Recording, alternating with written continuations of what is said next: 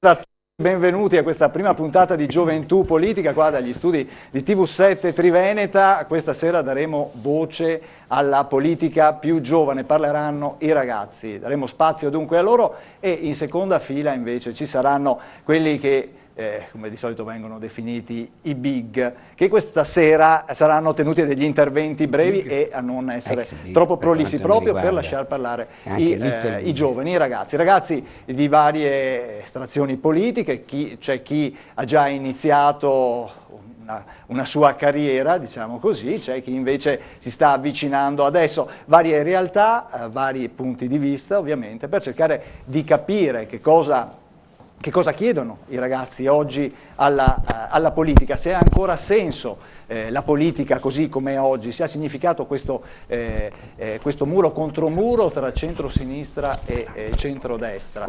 E poi parleremo ovviamente anche di quella che è l'attualità politica, con le novità di questi ultimi giorni, uno scenario politico estremamente vario, la scissione all'interno del PDL, come ben conoscete, ieri la decadenza di Berlusconi, ma anche i mal di pancia intestini al Partito Democratico, con questo confronto per la segreteria tra Renzi e Cooperlo, e poi anche la situazione del centro, chiamiamolo così, dopo le dimissioni di Mario Monti, la situazione di Scelta Civica e di questo futuro prossimo partito popolare italiano che è sponsorizzato, diciamo così, dal ministro Mario Monti, che dopo avremo peraltro anche in una breve intervista. Allora io direi di iniziare subito. Mario Mauro, scusatemi, chiedo scusa, ecco, iniziamo subito con una prima gaffa. Abbiate pazienza. Allora, iniziamo con la presentazione degli ospiti, sono tanti, abbiamo 6-7 giovani che avranno modo di intervenire, quindi di spiegarci qual è il loro punto di vista. Diciamo. Allora iniziamo dalla mia destra velocemente, abbiamo Maurizio Padovan, grazie di essere qua Maurizio, buonasera. Al suo fianco Roberto Bettuolo. Buonasera. Poi abbiamo Marco Schiesaro, sì. Poi alla mia sinistra Riccardo Russo, poi al suo fianco Francesco La Russa, poi abbiamo Enrico Beda. Buonasera. E un pochino più indietro abbiamo anche Marco Zabai, che dopo sentiremo come voce degli studenti. Invece in seconda fila, diciamo così, abbiamo altri ospiti diciamo un pochino più navigati per quanto riguarda la politica. Iniziamo sempre dalla mia destra, abbiamo Maurizio Saia, già senatore di Coesione Nazionale, e poi al suo fianco un volto sicuramente noto della politica veneta, Settimo Gottardo, già sindaco di Padova, buonasera. Al suo fianco Domenico Menorello, che è coordinatore regionale di Rete Popolare, e poi invece alla nostra sinistra abbiamo Germano Zanini, un imprenditore, e al suo fianco abbiamo Riccardo Roman, sì, chiedo scusa, non ci eravamo incontrati prima di entrare in trasmissione, tutto dal vivo, così in diretta, ovviamente tutto concitato all'ultimo momento. Allora direi di partire subito dall'attualità politica. Diamo voce al Ministro della Difesa Mario Mauro, abbiamo fatto un'intervista su quella che è, diciamo, la situazione attuale dopo appunto la scissione del PDL e la decadenza di Berlusconi. Dopo entriamo in studio e iniziamo a parlare con i ragazzi. Allora la regia gentilmente, se può proporre l'intervista, la seguiamo assieme. Allora, signor Ministro, prima la scissione del PDL e ora il sì alla decadenza di Berlusconi. Teme un indebolimento del governo? Temo un indebolimento delle istituzioni democratiche in Italia, nel senso che la rincorsa in chiave populista fatta da molti leader italiani per non assumersi la responsabilità di spiegare agli elettori e ai cittadini quanto grande sia la difficoltà che vive il nostro Paese e quindi quanto concreto debba essere il modo di affrontare questi problemi, spinge appunto questi leader a inseguire il peggio delle preoccupazioni e delle angosce che minano la convivenza civile nel nostro Paese. E questo ha conseguenze enormi dal punto di vista della prospettiva di futuro e della gestibilità delle difficoltà del Paese. Proprio per questo, per mancanza di responsabilità delle forze politiche, una forza politica in particolare si è sottratto dal governo di grande coalizione che pure aveva promosso e contribuito a varare. E questo espone non quel governo, ma le istituzioni a un gravissimo rischio, il rischio cioè che la gente pensi che sono tutti uguali, fa tutto schifo, è tutto da rifare, e questo toglie un'opportunità ad una generazione. Noi dobbiamo quindi, con molto senso di responsabilità, pur coscienti anche delle difficoltà che sono dentro il rapporto tra politica e giustizia in questo momento nel Paese, insistere perché ci sia la consapevolezza che venire fuori dal guado richiede la collaborazione fra tutti.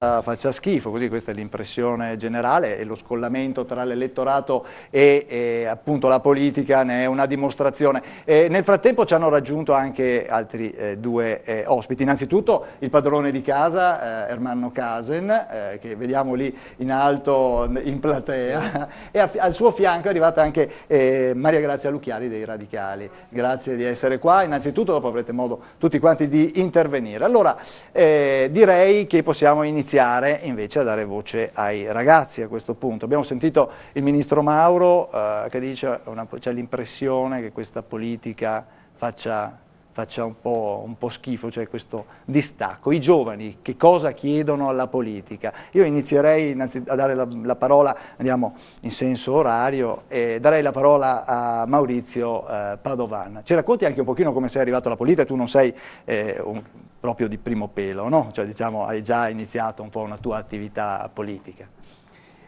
Sì, innanzitutto inizierei da questo: chi sono i giovani? E da quando si è giovani e quando non lo si è più. In Italia chi ha 33 anni come il sottoscritto è ancora molto giovane per la politica, e questo dice un dato di un paese vecchio, e un paese vecchio non cambia, non innovano le nostre città e non innova il nostro paese, per cui probabilmente bisognerebbe anche cambiare e cominciare a chiamare i giovani quelli che hanno 23, 24, 25 anni. A 30 anni forse si può prendere qualche responsabilità in più. E poi la politica è lontana dalle istituzioni, ma noi non possiamo fare altro che recuperare questo legame con le istituzioni, perché sono il baluardo della democrazia sostanzialmente. Come sono arrivato? Ci sono arrivato a 14 anni, quando mi sono candidato alle scuole superiori a fare rappresentante di istituto, cioè lì ho capito che ognuno di noi doveva mettere qualcosa di proprio per gli altri.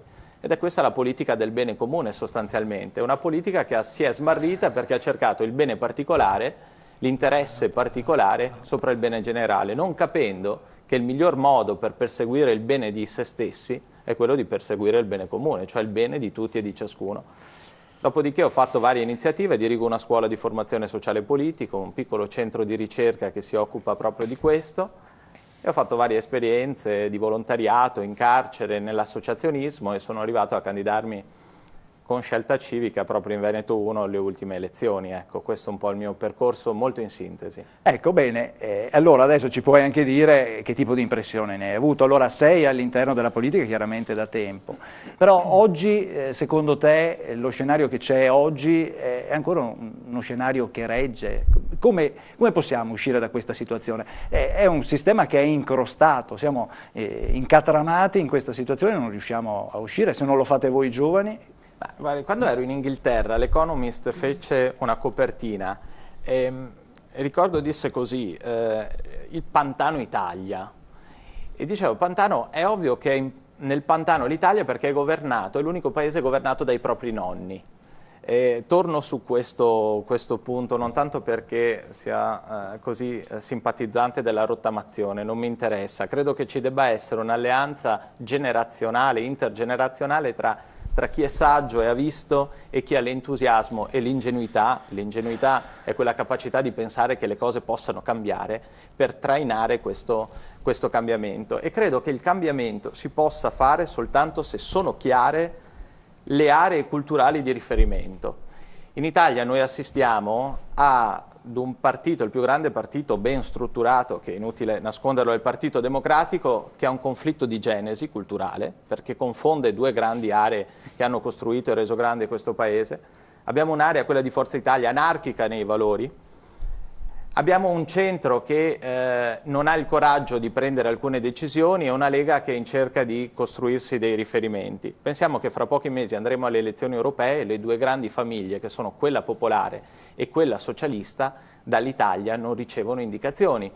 Quindi il mio auspicio è questo: ritorniamo a dei valori caratterizzanti che possano orientare le decisioni politiche. Una politica che non abbia come riferimento dei valori chiari rischia di essere buona o cattiva, oppure ordinaria o straordinaria amministrazione. Ed è quello che abbiamo visto negli ultimi 30 anni solitamente. Ci sono delle emergenze, si interviene, si lavora per emergenze sostanzialmente, ma non si costruisce visione, sogno, prospettiva politica. Infatti questo paese non ha un senso. Certo, certo. Allora, su questo intervento iniziamo la nostra discussione. Potete intervenire tutti quanti, se c'è qualcuno che vuole intervenire subito, se no io passerei la parola a Maurizio Saia, che è politico di esperienza, e vorrei da parte tua, Maurizio, un commento a quello che ha appena detto Maurizio Padovan. Abbiamo una politica vecchia, è vecchia? Abbiamo una politica vecchia. Io come analisi politica, quella che ha fatto Padovan la condivido ed è stata un'analisi puntuale e attenta, però a parer mio contemporaneamente, senza che lui se ne abbia, è un'analisi molto, molto tecnica, che non sembra neppure tanto giovane. O meglio, faccio io una domanda da giovane a lui: che cosa i giovani hanno capito di quello che lui ha detto? E non perché non ci arrivino, ma nel senso... È troppo politico, dici? Ma di che cosa... sicuramente se poi lui avesse potuto ampliare la sua analisi sarebbe sceso ovviamente sulla sostanza in maniera più importante, sono sicuro che avrebbe anche un linguaggio probabilmente diverso. Ma oggi secondo me la politica è vecchia, non solo per l'età di chi la fa, ma anche perché anche quelli più giovani che la fanno, francamente la fanno in maniera vecchia. Io mi sono sentito molto giovane a un certo punto della mia lunga esperienza politica. Tu hai iniziato giovanissimo, anche tu, Io ho iniziato a 13 anni e 11 mesi davanti alla telecamera, eccomi qua, così mi avvicino. Al fronte della gioventù, imbrogliando sulla data perché bisognava aspettare i 14 anni, e da là, grosso modo, credevo di non muovermi più, invece poi è cambiato il mondo, le ideologie sono cadute, purtroppo e per fortuna, o meglio per fortuna e purtroppo per certi versi, perché comunque la politica fatta allora, al di là degli episodi purtroppo di violenza nelle fasi estreme, era comunque una politica sentita, dove sentivi di essere un eroe, di cambiare il mondo. Però forse è proprio questo che manca oggi alla politica dei giovani, la possibilità di... Sognare, il fatto di immaginare di poter modificare le cose, poi con le derive negative verso situazioni appunto di violenza o peggio di terrorismo, ma comunque tutti avevano un sogno. In una classe, nella mia generazione, in 30 ce n'era uno che non faceva politica, 2, tutti facevano politica in una misura più o meno intensa. Oggi direi che è ampiamente il contrario. Ma quello che stupisce è che non sono i giovani a battere i pugni sul tavolo e dire così non funziona. Abbiamo 80 miliardi di debito, di interessi passivi che paghiamo tutti gli anni per il nostro debito pubblico, e siamo sempre in difficoltà e ci continuano a aumentare le tasse, però il futuro è vostro. Siete voi giovani che dovete battere i pugni sul tavolo e dire così non funziona, bisogna che qualcosa cambi, perché se continuiamo a fare sempre le stesse cose la situazione non cambia, continueremo a ripetere sempre gli stessi errori e la crisi continuerà ancora e il nostro paese è destinato sicuramente ad avere delle grosse difficoltà in futuro. Io vi invito comunque anche voi ragazzi a intervenire, a dire la vostra, perché questa trasmissione è fatta per voi e continueremo a farla per dare voce a voi, alle vostre idee. Enrico, Bella, tu come vedi la situazione e come valuti ad esempio Guardi, rispondo al senatore Saia provando ad essere più diretto e cercando di entrare nel merito la mia era una provocazione delle questioni, magari in maniera meno tecnica e più passionale. Guardi, io direi che un po' di rassegnazione per il fatto che molti giovani non si avvicinino, non si appassionino alla politica viene da alcuni numeri che ci scorrono sotto il naso, ma che scorrono nelle nostre vite. Ne dico alcuni perché magari potrebbe aiutare anche il ragionamento. La disoccupazione giovanile in questo paese è al 40%. Ci sono 300.000 ragazzi più o meno che partono e vanno a studiare, vanno a formarsi all'estero e non c'è nessun problema se poi ritornano magari più preparati di prima. Il problema è che non ritornano più perché in questo paese non hanno delle prospettive. Ci sono in questo paese pensioni da più di 90.000 euro e ci sono dei contratti di lavoro spesso per i ragazzi che non solo non avranno mai una pensione, ma probabilmente non possono nemmeno permettersi la malattia. Ecco, allora io credo che di fronte a queste ingiustizie che in questo paese aumentano sempre di più, un po' di ragione questi ragazzi ce l'abbiano. Guardate, io mi sono avvicinato alla politica alle scuole superiori anch'io perché credevo che in qualche modo partecipare, sporcarsi le mani, prendere parte a qualcosa potesse migliorare il nostro piccolo grande mondo, dal quartiere vicino a casa a tutto ciò che ci circonda, più o meno vicino. Io credo che la politica dovrebbe in qualche modo smetterla di pensare a che cosa è di destra o cosa non è di destra, cosa è di sinistra o cosa non è di sinistra. Quindi bisogna andare oltre questo concetto. Non tanto oltre alle ideologie che hanno caratterizzato il Novecento, ma mettersi a disposizione di qualcuno, Ecco, io non ho dubbio, faccio parte dei Giovani Democratici di Prato, certo, segretario dei Giovani Democratici. Ho un'idea ben precisa con che occhi guardare il mondo, però credo che la politica in generale debba mettersi a disposizione di chi ha meno, che non è detto che siano le stesse categorie di 20 anni fa. Ecco Enrico, secondo te il Partito Democratico è un partito di sinistra oggi?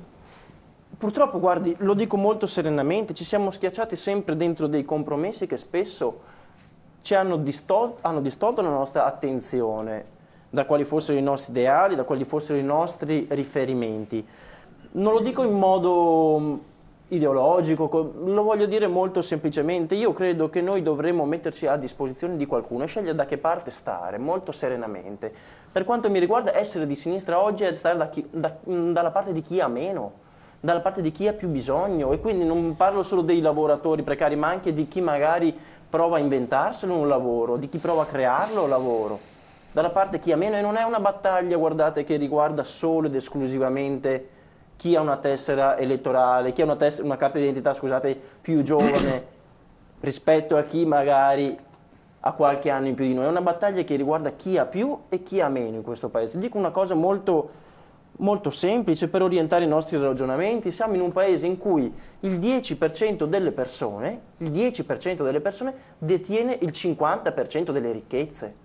Ma qui essere giovani vuol dire innanzitutto capire questa cosa qui e combattere contro questa cosa qui. Ecco Enrico, tu prima parlavi dei giovani che se ne vanno e che non tornano, ma c'è un altro fenomeno in Italia che è emerso in questi ultimi giorni. Se ne vanno anche gli anziani, anche i pensionati se ne vanno, e sono sempre di più quelli che escono dal paese. Anche in Albania. Cosa dici, Settimo? Lui ha detto in Thailandia. In Thailandia adesso. Spera di andare là. È un paese che dicevo in Albania anche. Non ho ancora visitato bene, ma molti vanno appunto molto più vicini, in Montenegro. Io so, amici, conoscenti che vanno lì. Però qui fa piacere che ci siano molti giovani. Io devo dire che trovo due elementi, uno che riguarda i giovani e uno che riguarda i vecchi, noi. Tu? Io? Sì, no, loro sono giovani. Domenico è un giovinastro come qui il senatore Saia, sono ancora giovinastri. Però volevo dire questo, due elementi. Primo, i giovani devono sapere che il potere è una conquista, la politica è potere, smettiamola di dire che tutte ste manfrinate qua. È conquista del potere per scopi nobili, per includere quelli che sono esclusi. Ed è una presenza che deve essere sempre non nelle forme, ma nel cambiamento violenta. Va ucciso il padre, va superato il complesso di Edipo. Io non sono alfaniano, mi dà fastidio Alfano, però capisco che lui ha ucciso il padre per il potere. Quindi voi non potete contemporaneamente vivere a spese dei padri e poi anche ucciderli. Datevi una mossa.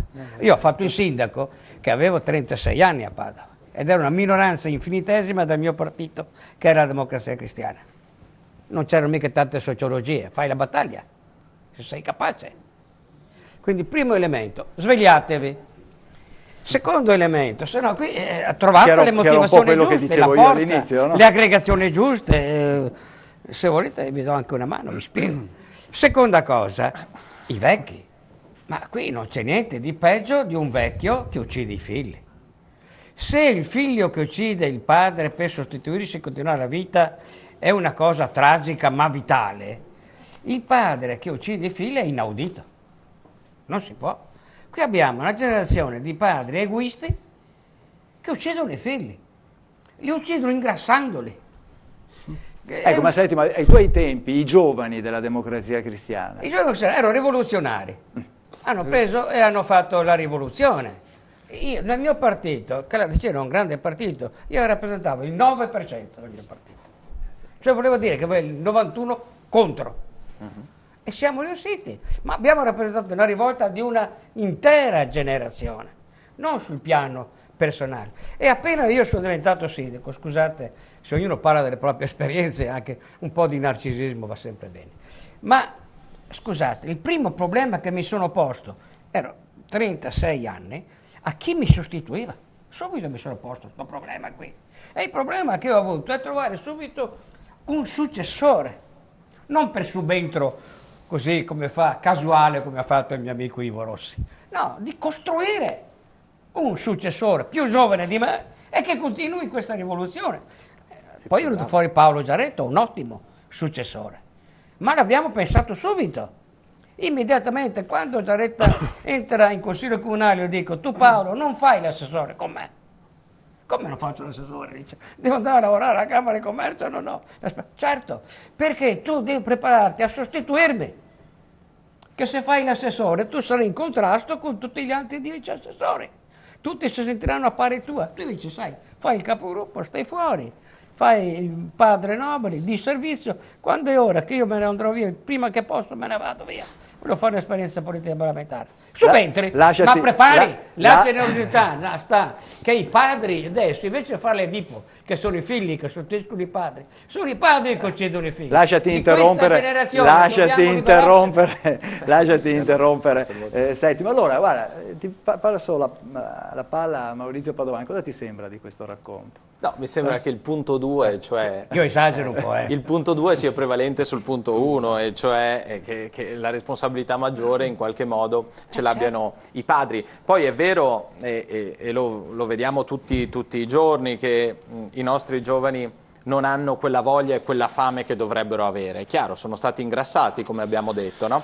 Però in Italia una politica scellerata, e laddove la Democrazia Cristiana ha fallito, è stata proprio in questa. Se l'Italia è il paese più arretrato dal punto di vista delle politiche familiari in Europa, pur essendo un paese radicalmente vocato alla famiglia, è proprio un difetto, un danno che si può dare in responsabilità alla Democrazia Cristiana, ahimè, perché in questo paese mancano 3-4 milioni di under 30 che probabilmente se ci fossero la politica avrebbe ascoltato di più.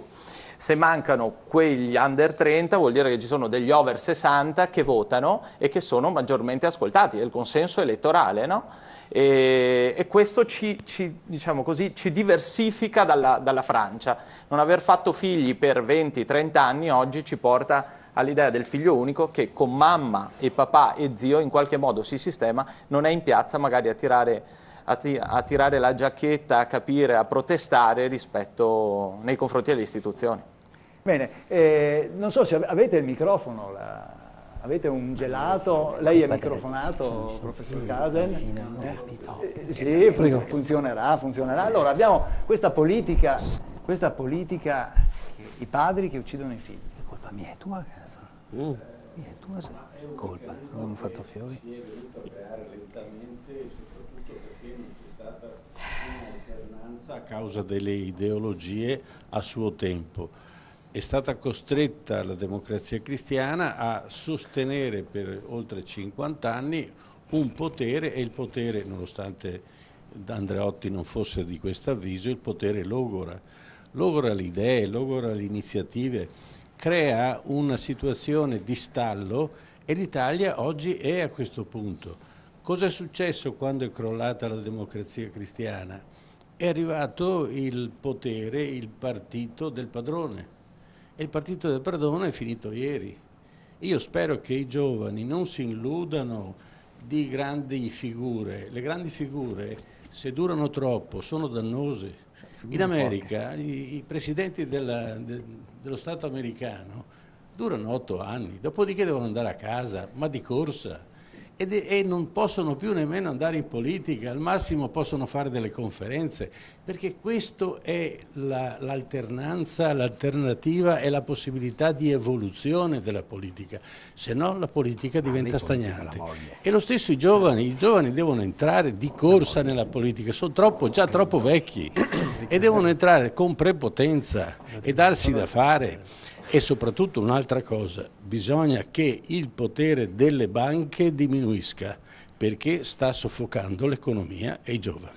Ecco, c'è Riccardo Roman che voleva intervenire, prego. Non vorrei che noi vecchi prendessimo il sopravvento. Sì, bravo, infatti. Mi scuso se intervengo adesso, è che sono stato stimolato da alcune cose, ci tenevo a dirle all'inizio. Beh, allora, il concetto è un po' questo. Io ho fatto un'esperienza di 10 anni di sindaco che ho finito da pochi mesi, e per quanto riguarda il ricambio, penso che il modo migliore per stimolare il ricambio siano delle regole che aiutano il ricambio.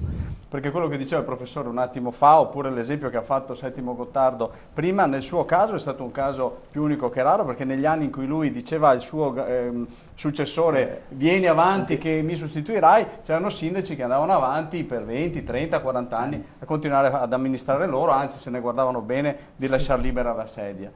E questo è quello che in un qualche maniera è successo qui in Italia negli ultimi 20 anni alla politica, quella un po' più alta, perché è l'unico luogo nel quale invece la regola del ricambio vincolato, quello del limite dei mandati, non c'è.